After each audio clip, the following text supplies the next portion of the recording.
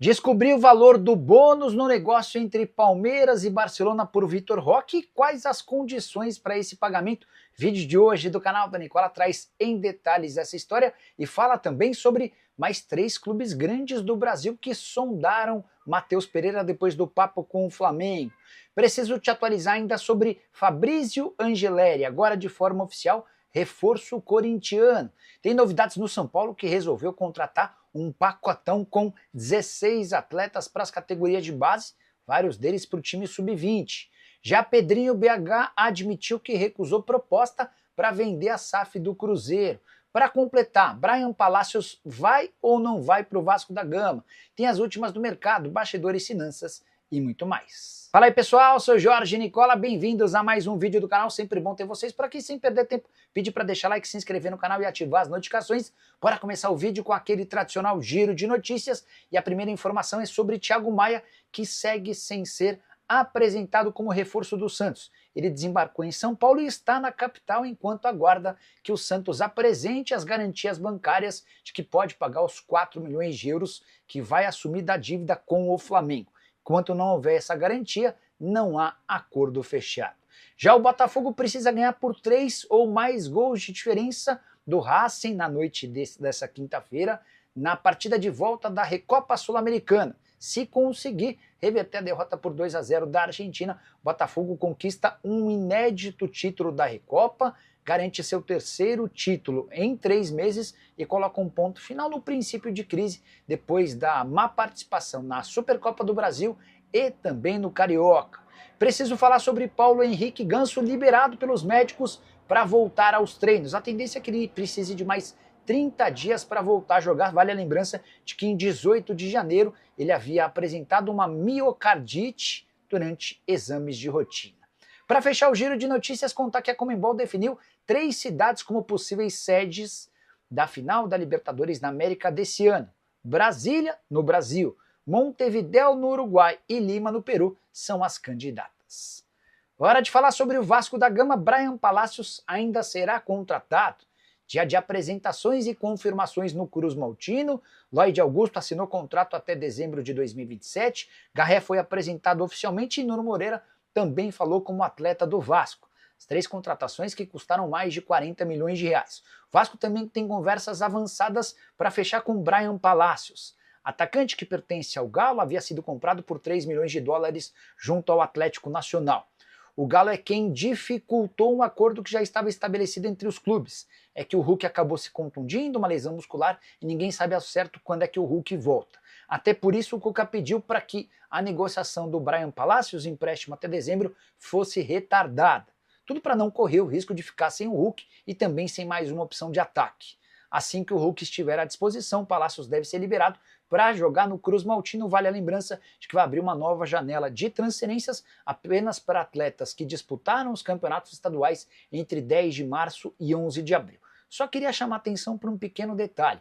Bryan Palacios, quando perguntado por jornalistas que cobrem o Atlético nessa quinta-feira sobre a chance de sair, disse que preferiria permanecer na cidade do Galo. Já o Vasco chegou a 8 contratações na atual temporada. Queria que você usasse o espaço para comentário para dizer se está ou não animado com os reforços contratados até aqui. Bora falar agora sobre o Cruzeiro. Pedro Lourenço, o Pedrinho BH, que é dono da SAF do Cruzeiro, admitiu que recusou recentemente proposta para vender a SAF cruzeirense. Abre aspas pro dirigente: alguém me fez uma proposta sim. É de fora, dos Emirados Árabes Unidos. Mas o Cruzeiro não tem negócio, é paixão, e a gente não vende, a gente cuida. Eu espero que o Cruzeiro seja vendido só se for depois de eu dar para os meus filhos. Mas meu compromisso com o torcedor é colocar o Cruzeiro nas cabeças, fecha aspas, disse o dirigente, Pedrinho Lourenço, em entrevista nessa quinta-feira ao programa Donos da Bola em Belo Horizonte. Essa proposta dos Emirados garantiria ao Pedrinho a chance de faturar 50% a mais do que ele prometeu pagar a Ronaldo Fenômeno. Vale a lembrança de que o investimento do Pedrinho girou na casa dos 350 milhões de reais em 11 anos. Só para completar, importante contar ainda que o Cruzeiro tem negociações em andamento com o Internacional para a contratação do atacante Wanderson, que perdeu espaço no Colorado. O Inter até tentou envolver o Wanderson numa troca pelo William, o Cruzeiro descartou esse negócio e agora os clubes trabalham para que o Wanderson vá para a Raposa em troca do perdão de uma dívida que o Internacional tem com o Cruzeiro. O Cruzeiro chegou aí para a Câmara Nacional de Resolução e Disputas para cobrar os 7 milhões de reais referentes à aquisição do atacante Wesley. Bora falar agora sobre o pacotão de reforços no São Paulo. O Tricolor contratou nos últimos dias 16 jogadores para suas categorias de base. Esses atletas chegam entre o sub-14 e sub-20 negociações conduzidas por Douglas Schwartzman, que é o diretor das categorias de base e alguém com bastante moral dentro do clube depois da uma série de mudanças que ele fez em Cotia e que culminaram com o título da Copa São Paulo de Juniores no início dessa temporada. Os dois jogadores com investimento entre esses 16 contratados foram o meio-atacante Juan Potes, 18 anos, colombiano, que chega do Envigado. São Paulo adquiriu 70% dos direitos econômicos e ainda há a possibilidade, dentro do contrato de aquisição, de mais 10%. O outro jogador que teve investimento, Isaac, zagueiro de 18 anos de idade, que pertence ao Red Bull Bragantino. São Paulo acaba de adquirir 80% dos direitos econômicos. No total, dos 16 reforços, 5 para o time sub-20, todos com autorização do Departamento de Futebol Profissional, que já analisa a possibilidade de, se eles forem bem, serem promovidos ao time de cima. Além do Isaac, queria destacar o Matheus Ferreira, que veio do Vasco. Isaac e Matheus Ferreira já têm convocações para a seleção brasileira. Ainda foram contratados o Gustavo do Cuiabá e o Matheus Menezes do São José do Rio Grande do Sul. Os outros atletas que compõem essa lista de 16 reforços para as categorias sub-14, 15 e também 17. Só para completar em relação ao São Paulo, o Tricolor assegura que não haverá tempo hábil para a aquisição de Thiago Mendes. A janela se encerra nessa sexta-feira. Apesar do barulho feito pelo staff do jogador, Thiago Mendes gostaria de voltar ao São Paulo. A tendência é que, se isso acontecer, aconteça na metade do ano. Bora falar agora sobre o Corinthians, que anunciou Fabrício Angeleri como seu primeiro reforço para a temporada de 2025. E com esse anúncio, algumas novidades importantes. O Angeleri chega livre depois de rescindir seu contrato com o Getafe. E o presidente do Corinthians, Augusto Melo, parece ter trocado as bolas, porque disse na quarta-feira que o Angeleri chegaria por empréstimo. Na verdade, ele rescindiu seu contrato e chegou sem custos, livre para o Timão. Outra novidade importante, contrato de Angeleri com o Corinthians apenas até dezembro. Se o Angeleri performar bem, depois o Corinthians pode ter problemas na extensão desse vínculo. Lateral esquerdo argentino, de 30 anos de idade, formado no Godoy Cruz e que se destacou de fato com a camisa do River Plate em 2021, quando se transferiu para o Getafe. Só para completar, a multa rescisória do Angeleri durante esse período de 300 milhões de reais em território nacional e de 100 milhões de euros, ou mais ou menos 606 milhões de reais para transferências para o exterior. Para completar, queria só destacar as declarações ou as primeiras palavras do Angeleri como reforço corintiano, abre aspas, outros clubes me procuraram, mas o Corinthians é um gigante da América do Sul, estou muito feliz por esse grande passo e agora focado nos objetivos do clube, fecha aspas. Vale a lembrança de que o Corinthians passa a ter 4 laterais esquerdos e vai precisar negociar pelo menos um deles, Palácios, jogador que não tem conseguido jogar, Hugo ou Bidu, algum desses caras não deve ficar. Preciso falar agora sobre a concorrência por Matheus Pereira. Vocês souberam que o Flamengo conversou com o Matheus Pereira nos últimos dias, depois de uma sugestão do Alexandre Matos, que é CEO do Cruzeiro. O negócio acabou não avançando, porque o Cruzeiro gostaria que nessa negociação da ida do Matheus Pereira ao Flamengo, o rubro-negro envolvesse o Luiz Araújo, que prefere continuar no Fla. O Matheus também se apressou para dizer que não gostaria de deixar o Cruzeiro. O objetivo dele para sair da Raposa é se mudar para a Europa, exceto para o Zenit. Cheguei a contar para vocês na manhã dessa quinta-feira que o meio-atacante recusou uma proposta do Zenit que faria com que seus vencimentos saltassem de 1.800.000 reais por mês para 2.800.000 reais apenas em salário. Ele ainda teria direito a bônus, mas a esposa do Matheus Pereira não quis se mudar para São Petersburgo, onde joga o Zenit. Pois bem, os outros 3 interessados do futebol brasileiro que buscaram informações sobre o Matheus Pereira nos últimos dias foram Corinthians, Palmeiras e Botafogo, sem proposta pro Cruzeiro. Sabe aquele início de conversa para entender as condições, para saber o que precisaria ser feito para que a conversa avançasse? Acabou não avançando porque o Matheus Pereira reafirmou que não pretende deixar o Cruzeiro para jogar em outro time de futebol no Brasil. Notícia que até surpreende, levando em consideração o clima não muito favorável ao camisa 10.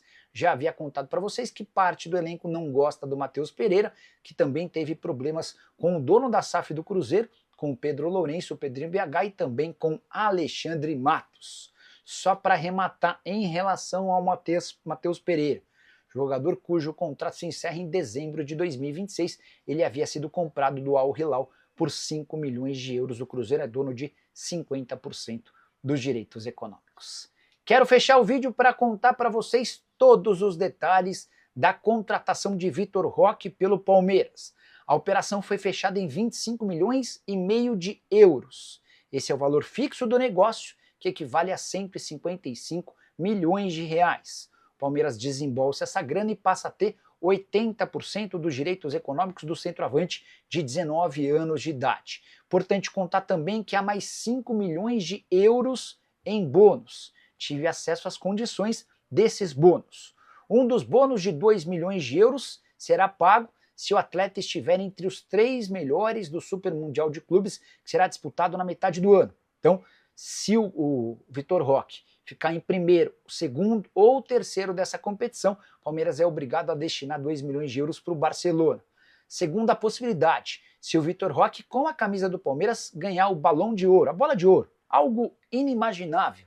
Se nem Vinícius Júnior conseguiu, por que o Vitor Roque, jogando com a camisa de um time de futebol no Brasil, teria essa oportunidade? A terceira meta, e para mim a mais plausível, se o Palmeiras vencer uma competição internacional, como a Libertadores da América ou o Mundial de Clubes, o Palmeiras é obrigado a indenizar o Barcelona em 1 milhão de euros. Então a verdade é que o Palmeiras desembolsa 25 milhões e meio de euros fixos e pode ter de pagar mais 1 milhão de euros caso conquiste um título internacional.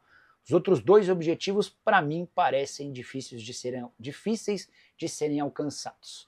Barcelona, que também precisou repassar 30% dos direitos federativos do Abdi Is para o Betis, jogador que já pertencia ao Betis, mas o Barcelona manteve 50%, agora repassa 30% para que o Betis libere o Vitor Roque. Atleta que já passou por exames médicos, está assinando o contrato e deve ser anunciado nessa sexta-feira como reforço ao Alviverde para no momento seguinte embarcar rumo a São Paulo, negócio conduzido nos últimos dias por André Cury. A saideira sobre o Palmeiras, Leila Pereira, depois de apresentar Bruno Fux e Mikael, os novos reforços do Palmeiras, deu uma entrevista afirmando ou justificando aquela postagem do fim de semana. Depois de o Palmeiras se classificar pro mata-mata do Paulista, a dirigente alviverde usou suas redes sociais para provocar palmeirenses. Com um meme que já se tornou conhecido, ela aparece numa foto acompanhada de uma legenda: "Estão mais calmos?" Leila respondeu da seguinte maneira para explicar toda a confusão criada: "Gostaria de fazer um esclarecimento para os torcedores e jornalistas que disseram que eu debochei dos torcedores. Jamais. Foi uma brincadeira que eu fiz e vou continuar fazendo." A pergunta que fica é: você se incomoda com a brincadeira da Leila Pereira ou tá tudo ok? Já uso o espaço para comentário para deixar registrada a sua opinião. Só não esquece de deixar like e de se inscrever no canal. A gente se encontra mais tarde. Tchau! Bomba no Botafogo.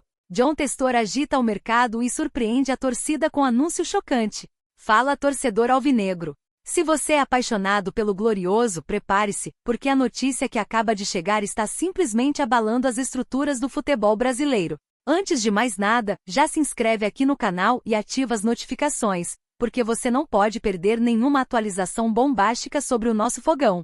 Ah, e já comenta aqui embaixo o que você acha dessa reviravolta que pode mudar tudo. Agora segura essa. John Textor acaba de movimentar os bastidores do mercado da bola, e essa negociação pode simplesmente mudar o rumo da temporada do Botafogo. Estamos falando de um nome que poucos esperavam, mas que já causou uma enorme repercussão nas redes sociais.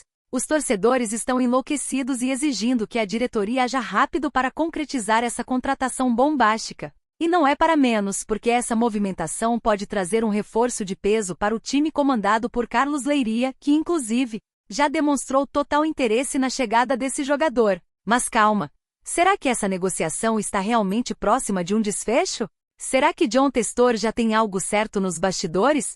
Pois bem, o nome que está balançando os alicerces do Glorioso é Thiago Santos.